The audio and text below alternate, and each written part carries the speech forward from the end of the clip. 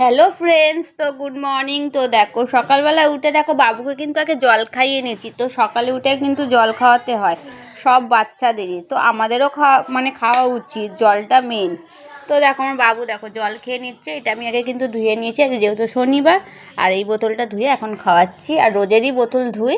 আর এই দেখো এটা মুখে পড়ো তো, তোমাদের ভয় দেখাবে। এটা তো পরে আমি ভয় পেয়ে গেছিলাম, ভয় দেখাচ্ছে এটা, জানো এটা আগে দেখো।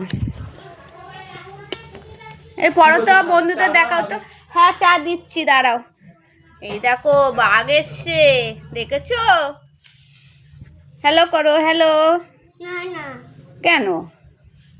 আমার জন্মদিন যখন হবে, কি?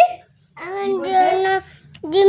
ও জন্মদিন কবে আসবে? হ্যাঁ আসবে তোমার জন্মদিন, দাঁড়াও 1 বছর পর আসবে। তো এই তো গেল জন্মদিন, আবার চলে আসবে।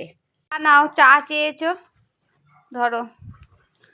একটু জল দাও, জল খাই। দাঁড়াও, ওটা তোমার জল, তুমি খাও।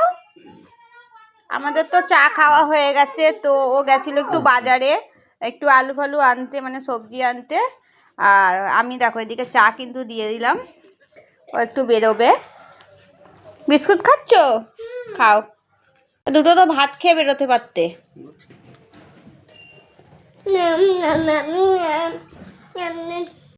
বন্ধুরা আজকে তো শনিবার, আর শনিবার আজকে নিরামিষ। তো আমরা কি কি রান্না করছি শনিবারে সেটা দেখাবো তোমাদের।